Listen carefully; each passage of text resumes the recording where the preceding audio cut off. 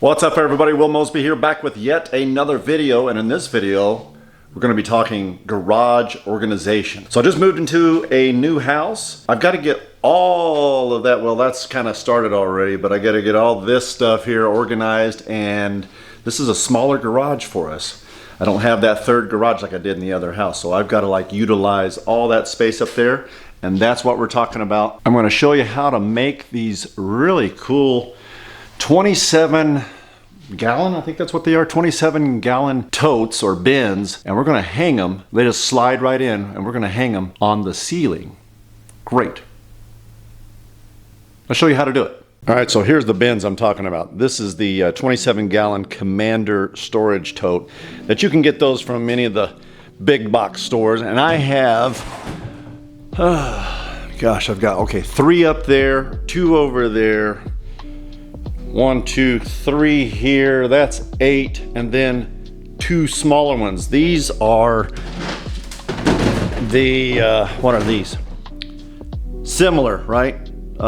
15 gallon storage, so similar. That's a Commander one there. This is just a different brand, but they're exactly the same size. So I've got to make 2 smaller ones for this, and then I'll show you what I did over here. So as you can see, the measurements of the totes are 30.6 inches long, 20.6 inches wide, and 14.3 inches in height, okay? So the very first thing that you need to do, and I didn't even show like how to cut these things, is you got to make these little T's, and that is a 2x3. You can get all the lumber at whatever lumber store you want to go to, big box store, whatever, but they'll sell 2x3s, and then that is a 1x4 right there, and you need about an inch. So once you mount these perfectly in the center, you're going to get an inch on either side, and when you hang them,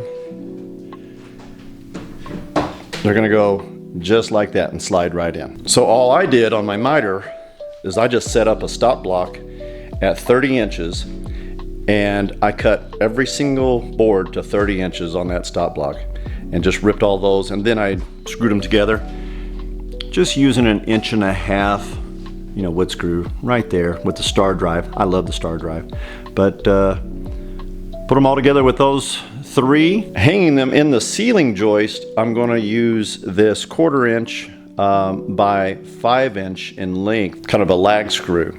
It's got that little like built-in washer on the end of it with the star drive. So this is what we're going to use when we screw it into the ceiling joist. So now let's go mark our studs. So now the next step is to climb up there and mark where all the ceiling joists are, and mark where all the studs are, so we can get those lined up and get them all spread out about 30 inches apart. I'm going to use, you'll see me, I'm going to use one of the lids as my spacer. You'll see it in just a second. Let's go. All right, so I marked the joist, which is right here. And all I have to be, I've got to be at least 31, 32 inches away from the totes that are already up, because what I want to be able to do is grab one, slide it out, or grab these here and slide it out to the middle and bring them down. So we're easily, so that my mark for 32 is right here. So we're a good distance from it back here where this joist is. So now we're just going to mark where the joist is.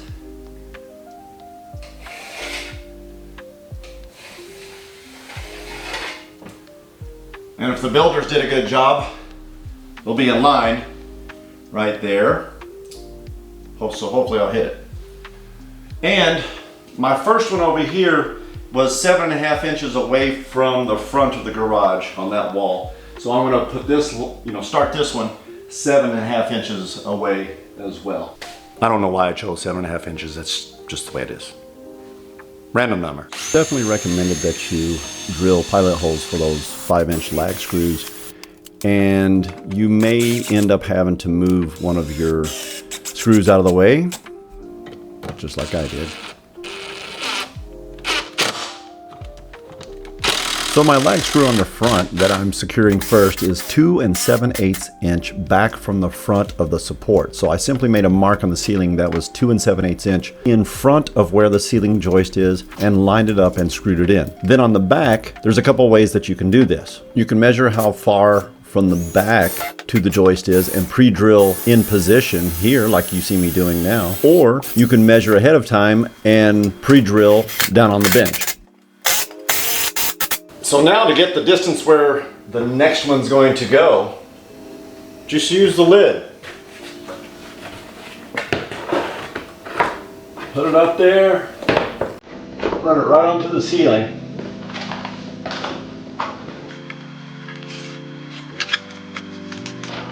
That'll do it. So to keep them all running consistent, just measure from the front to your line and from the back to your line. You'll get that measurement, and then just apply that to every single one of them as you're going along. So I already knew that one. That one's 2 7/8. I don't know why it's 2 7/8, but that's just what it worked out to be.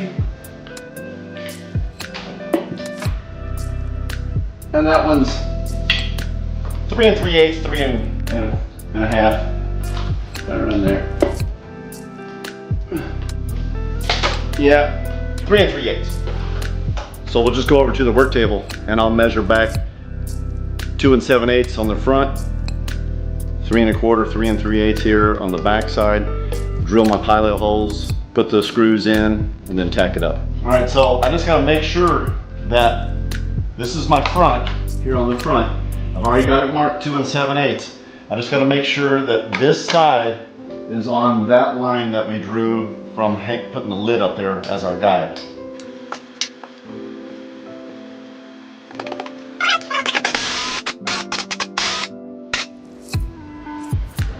Okay, let's go to the back side.